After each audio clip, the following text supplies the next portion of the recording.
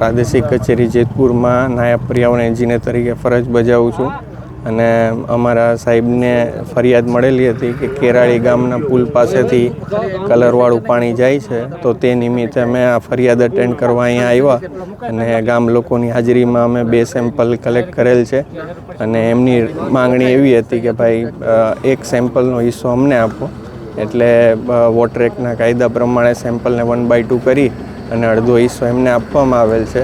સેમ્પલમાં લાખનું સીલ સ્થળ ઉપર મારવામાં આવેલ છે, છતાં અમારી સાઇન અને ખેડૂતોની સાઇન સાથે એમને એક સેમ્પલ સોંપવામાં આવેલ છે. ખેડૂતોને એવી માંગ છે કે વારંવાર જીપીસીબી સેમ્પલ લે છે પરંતુ કાર્યવાહી નથી થતી, આ બાબતે શું?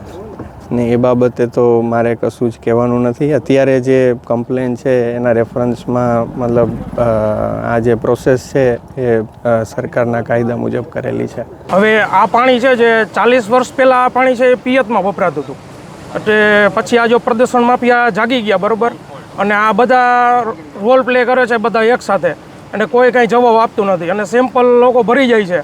મહિને મહિને સેમ્પલ ભરવા આવે છે, એવું નથી સેમ્પલ નથી ભરતા. હવે સેમ્પલ ભરીને લોકો બદલાવતા હોય કે શું હોય તો નથી ખબર, અને એ લોકો અત્યારે એમ કહે છે કે જો આ સેમ્પલ ભરી જાવ તો એમ કહે છે નગરપાલિકાનું પાણી આવે છે બરાબર. નગરપાલિકાનું પાણી હાલો મહિના દિવસ પછી આવતું હોય, તમે પહેલાં બંધ કરાવો નગરપાલિકાનું પાણી અને પછી તમે સેમ્પલ ભરવા આવો. એટલે એક સેમ્પલ અમે ભરી અમારી પાસે રાખી, એક સેમ્પલ તમારી પાસે રાખો, તમે અમને બોલાવશો ને ત્યારે અમે આવશું એ સેમ્પલ ચેક કરવા માટે. અને એ લોકો એમ કહેતા હોય કે આ નગરપાલિકાનું પાણી આવે છે, તો આ નગરપાલિકાનું જો પાણી આવતું હોય તો પહેલાં તમે બંધ કરાવો અને પછી તમારા છોકરાને બધાને લઈને આવો અહીંયા.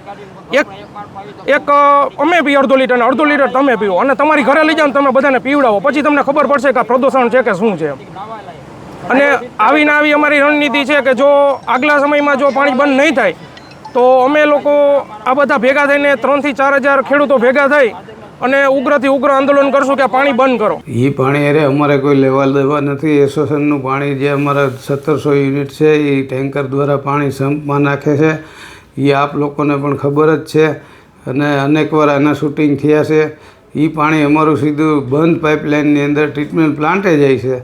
એટલે અમારું કેરાળી અહીંથી 15 કિલોમીટર દૂર છે ને ત્યાં કદાચ કોઈ અજાણ્યા શખ્સો કે કોઈ નાખતા હોય કે ડાઉન સ્ટોપમાં કોઈ કરતા હોય તો એને ઉપર પોલીસ પગલાં લેવા જોઈએ અને એને પૂરી દેવા જોઈએ. અમે પણ એમાં સાથે છીએ.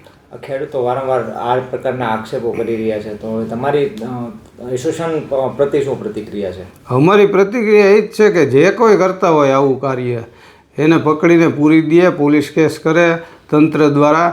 અમારી એમાં કોઈ ના જ નથી ને એમાં કદાચ અમારો સભ્ય હોય તો અમારી ના નથી, એને પણ પકડો.